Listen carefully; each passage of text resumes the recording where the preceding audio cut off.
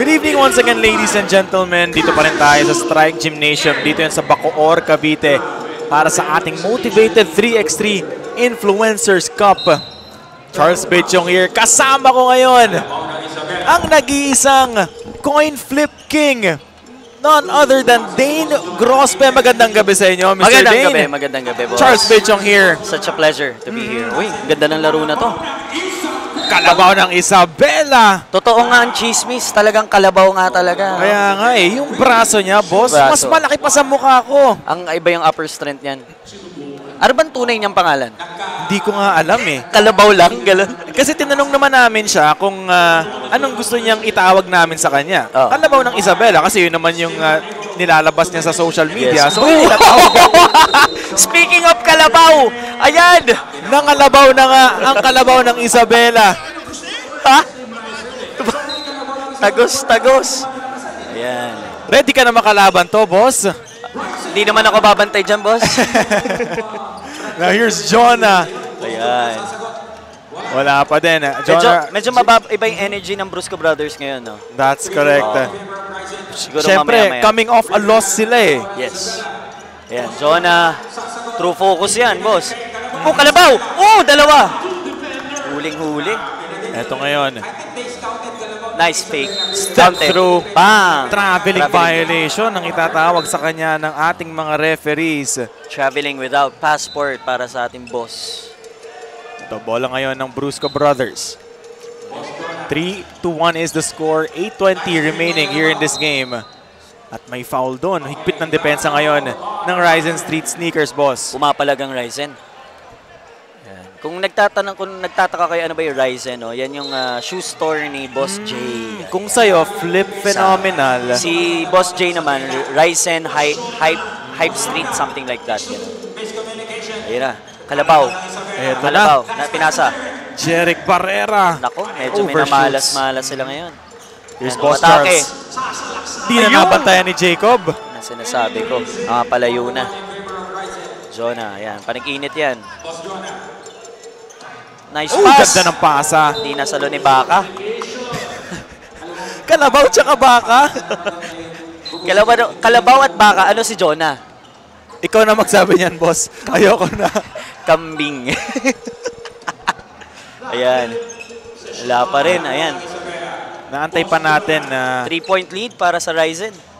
Nice one. Ako, wala pa rin talaga. Ako, tinamaan sa mata si tinamaan. Injury time out muna tayo, sabi ng ating referees. Tinamaan sa mata. Sana hindi masyado fatal. Wala yan. Kalabaw yan eh. Kalabaw yan. Nakakita pa rin yan. Napuwing lang. Mainit.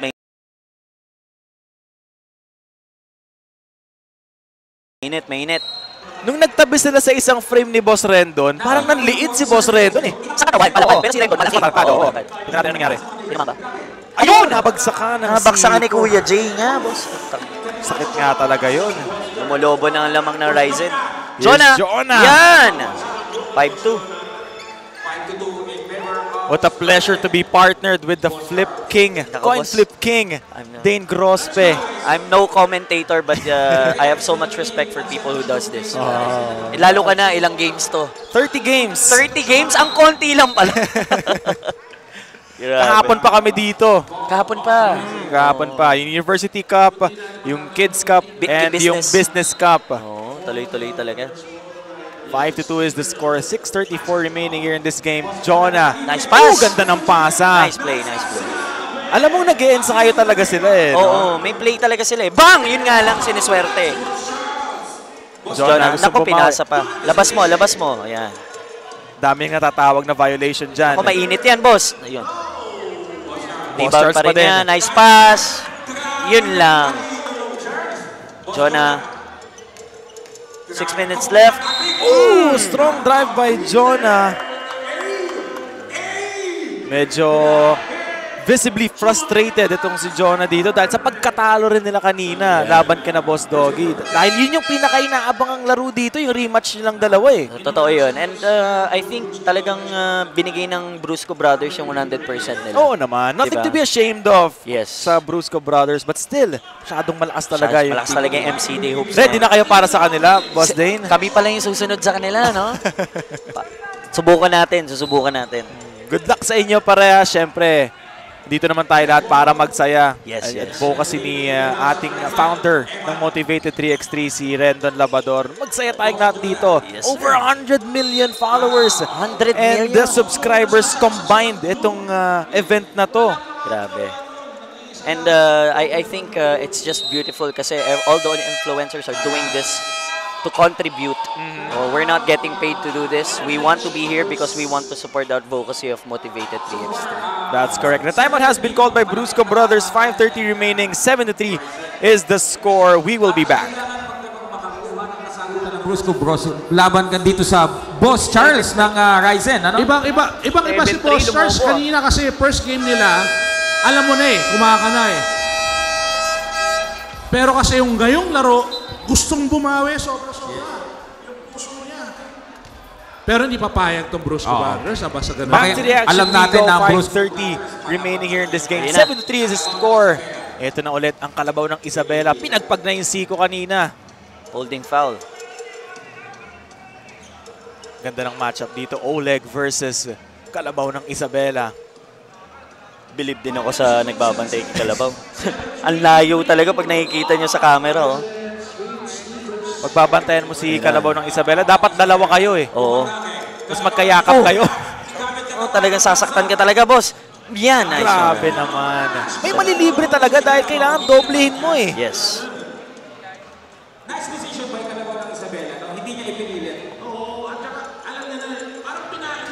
7-4 is the score. Tatlo pa rin ang hinahabol dito ng Brusco Brothers. They will not end this day without putting up a fight.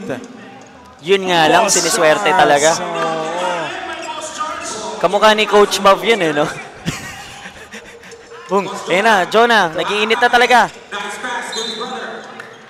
Daming tapikan sa ilalim. Napatawag ng foul ang ating referee. Tingnan ulit natin yon, boss.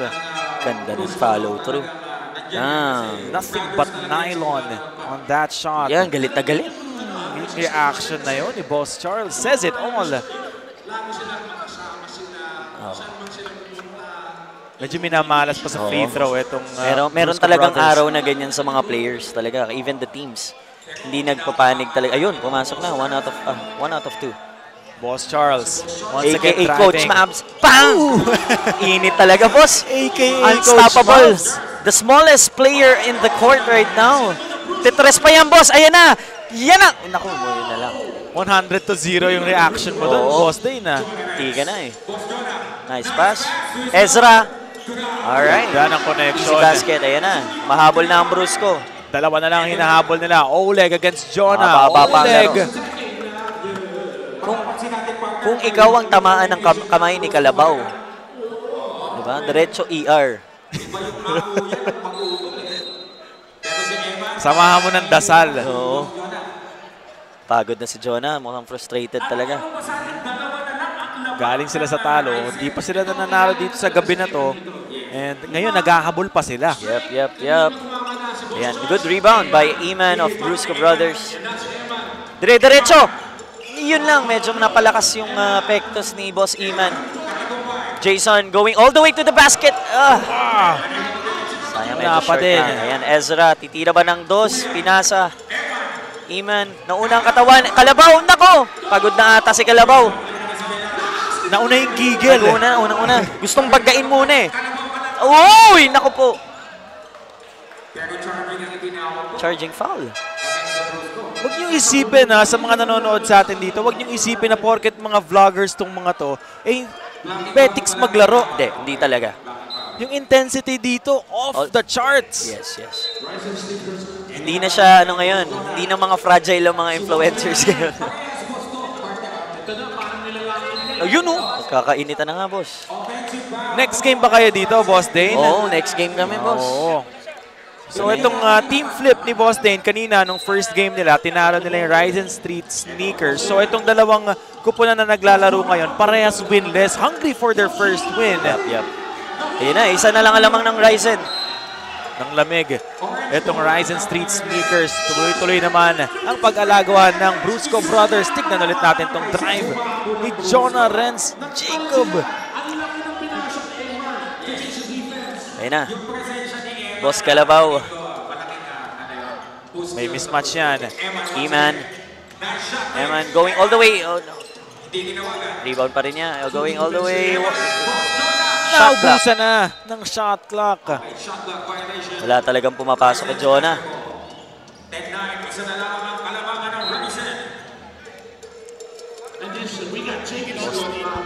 Boss D.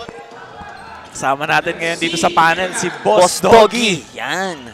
Mamaya sana makasama ka namin dito. Oo nga, Pag Boss. naglalaro na sila Boss Dane. Ay, Boss Doggy. Pwede ba mag-commentator sa MCET Hoops dito habang naglalaro tayo? Brusco has adjusted kasi ilang minuto nang hindi na nakapukol si Boss Charles. So I think they are 3:09 remaining here in this game. 10-9 is the score. Kind of a close game we have right now. 2-point lead, 11-9. Ito na ulit ang Kalabaw. Kalabaw ng Uy, Isabela. nauna katawan. Naku, nahilo. Nahilo si Kalabaw. Nadulas pa. Nauna lagi yung bangga. Oo, sanay talaga sa banggaan ko si Kalabaw eh. Pang-depensa talaga. Pero grabe dumepensa si Kalabaw. Oh. Grabe. Oh. Wow. Wala na. Kumbaga sa ML to si Kalabaw, tank build. Tank build. Super tank build. Tank build.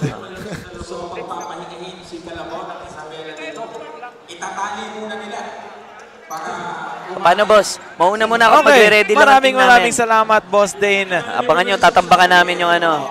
Sino ba kalaban nyo susunod? Team ni Boss Doggy.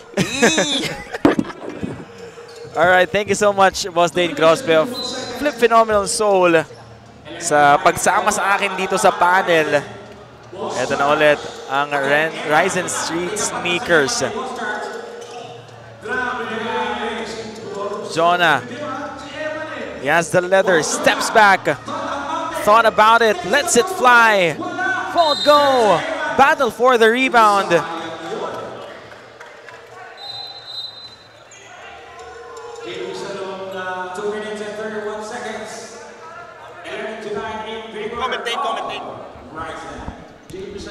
Alright, may bago tayong analyst for today's game. Si Boss Doggy. Yes, guys. Magandang gabi sa'yo, boss. Ibang klase tol. Dikit na dikit yung laban. Nagabol ngayon yung Brusco Bros. I think kailangan dito talaga mabigyan ng space si Jonah. Tapos magandang execution kay Jerry. Kasi hawak niya yung bola. Pasa kay Jonah. Dapat hindi niya ipilit yung talaga. Yung 3 points. Ipilit na nila yung foul kasi penalty na eh. That's correct. Di ba? And kapag penalty na, para sa kaalaman ng ating mga manonood, pag 7 fouls na, 2 free throw na yan. And pag 10 fouls na, 2 free throw plus possession. So malaki talaga. Every possession is very important dito sa 3x3 natin. Yes, boss. Kaya nga dito yung ginagawa dito ng Ryzen Street, super ganda. Pumapasok sila sa loob, kumukuha ng contact. Doon umaan yung foul eh. Yung ginagamit nila yung penalty na na favor sa kanila. So, super okay yung ginagawa dito ng Ryzen Street. Dapat ganun din gawin ng Brusco, bro. Now, syempre si Kalabaw ng Isabela, ginagawa niya yun. But then, nasi-checkmate na siya, kinukuha sa lateral eh. Doon yung nagiging pag doon na compensate naman ng Ryzen Street, nakikita na nila kung ano yung kahinaan ni Kalabaw ng Isabela. So, nakukuha nila yung gap on that area. Pero boss, matanong muna kita dun sa laban yung kanina ng Brusco Bros. Yes, boss. Your thoughts on that? Super dikit eh. Nabigla kami kasi, like I said, sa amin sa Pangasinan, di kami walang aircon, fan lang. Ayun na yun eh. So, nung nakapaglago kami dito sa court, nabigla kami sa aircon. Pag naghahabol kami ng hininga na malamig. So, I think kulang kami sa papawis. Tapos nabanggit mo pa kanina, boss, hindi kayo masyadong nakapag-ensayo dahil maulan, yung bagyo. Opo, dahil boss. open court yung inyong Opo. pinagpa-practicean. So, pag ayun na po yung sa amin, yung naging hirap. And then, yung ibang kakampi po namin, taga Manila, tapos kami po taga Pangasinan, so hindi kami talaga makagawa ng connection on our team. Pero sa awa ng Diyos, nakakaano naman. Buti nga pumutok sa MCT, sinabi niya sa akin, boss. Sabi niya sa akin, boss, di pagka walang pumutok sa atin at di ako pumutok, talo tayo doon. At least isa man lang pumutok sa atin, which is siya yung pumutok. So, super ganda. Kinapitalize na lang namin on that side. Well, good luck on your remaining games dito, Boss Doggy. Defending the title kayo ngayon. Defend the crown. Yan ang battle cry nila Boss Doggy dito at ang kanyang squad. Pero ito, isa na lang lamang ng Ryzen Street Sneakers. Ito, Jorik. Nice contact over there. Sayang. Ang hustle ngayon ng Brusco, bro. Kailangan talaga nila yan. Kunin yung hustle nila dyan. Jonah, nice move. Coming in. Jeric. Oh! There's an offensive foul on Jonah. Kaya masikip yung depensa nila sa ilalim, boss. Kasi hindi naman pumapasok yung mga tira nila sa labas. Kaya hindi nagkakaroon ng espasyo yung mga bumabantay. Opo. Over here, super crucial ng ano dito, ng foul ni Jonah talaga dito. Kasi if ever makakuha ng foul like that one, 2-shot, tapos ball possession pa nila. So super crucial nito. Yung ginawa doon ni Jonah, sayang talaga. Sana hindi nakita, hindi tinawagan. But then, we have good referees over here. So nakita nila yon. And also, meron na tayong instant replay system dito sa Motivated 3x3 natin na pwedeng reviewin ng ating mga referees kaagad. Ayun yung kinagandaan dito sa Motivational. Habang nag-i-step up yung mga team, nag-i-step up din yung referee. So, thumbs up talaga ako doon kay Boss Rendon. Here's Oleg with the rebound. Penalty na parehas ang ating dalawang kupunan. A minute and 45 seconds remaining. A close game we have right now. 12-10 is the score. Ryzen Street has the leather right now. 7 to shoot. Boss Charles, picked by Oleg. Oy, sayang may contact. There was contact but there's no call. Ang ganda ng nangyari doon. But then this will be a 2 shots penalty. I mean, super crucial neto for Ryzen Street. And for Brusco Bros. Brother, super crucial neto. Kaya nilang itay or go for the win. So, dito nalalabas yung kabado ka ba mag-shoot pagka ganyan na yung di ka na, di ba? There we go. A miss coming in from Jonah on the first. That must be frustrating para kay Jonah. Chance to tie sana yun dahil dalawang free throw plus ball possession. Yes. Sayang na sayang. But then, it's ball possession pa nila. They can do another one. Kailangan lang nilang ipasok sa loob. There go. They're doing this. Nice shot by Jonah. Jeric. Nice shot coming in from He ties the game. A minute and 28 remaining. Here's Boss Charles guarded by Jonah. 6 seconds. Down to 3. Boss Charles. He has to put it up. Oleg. Free throw jumper is good. What a shot. Space. Nabibigyan sila ng space. Nabanggit ko nga kay Boss Dane kanina, Doggy. Hindi porket mga vloggers tong mga to, mga petics maglaro. Yung intensity dito, ibang level. Ibang klase. Like, mas lalo na ngayon, nakikita ko na nagiging super competitive na. Like, no Season 1, okay. Season 2, it's there. Season 3, super competitive. Everyone is practicing. Everyone have their own agenda. Everyone have their own coach na. So, it's crazy talaga. It's crazy. Tsaka over the seasons, Boss Dog, nagkakaroon ng rivalries like sa inyo. Alam ko wala naman kayong personal na away, pero pagdating sa basketball, meron kayong rivalry ni Jonah. Yes, boss. Sa side ko naman, boss, sa akin, I just wanna enjoy a good, beautiful basketball. Competitive nandun talaga. Ayun lang talaga ang habol ko. Enjoyin yung gabi. Enjoyin yung day. Don't look now. Lamang na ang Brusco Brothers, 14-13. Ang laki ng hinabol nila doon. Yes. That's an offensive foul coming in from Jonah again. That's a crucial foul. Pero walang free throws dahil offensive foul yun. Hindi magre-reward ng free throws plus ball possession. Ooh! What a fake! Oh my God! Decision making na yun, boss. Yes, decision making. It's a crucial decision making. Pinasa niya pa, sayang. But then Jonah, oh my God, a beautiful pass. Kaso na checkmate doon. Here's Boss Charles. Lead! 45 seconds sa loob ng court, guys. And then another steal! Crucial display of defense. Will they gonna hold it, sir? Ayun ang tanong. What a pass! Shot! Oh! Oh! Sablay! Jonah! Oh my God! Oh, crucial turnover and Jonah is visibly frustrated. Super crucial. Every second right now. 22 seconds. Every second count, boss. A lot of sorry misses para dito sa dalawang kuponan natin.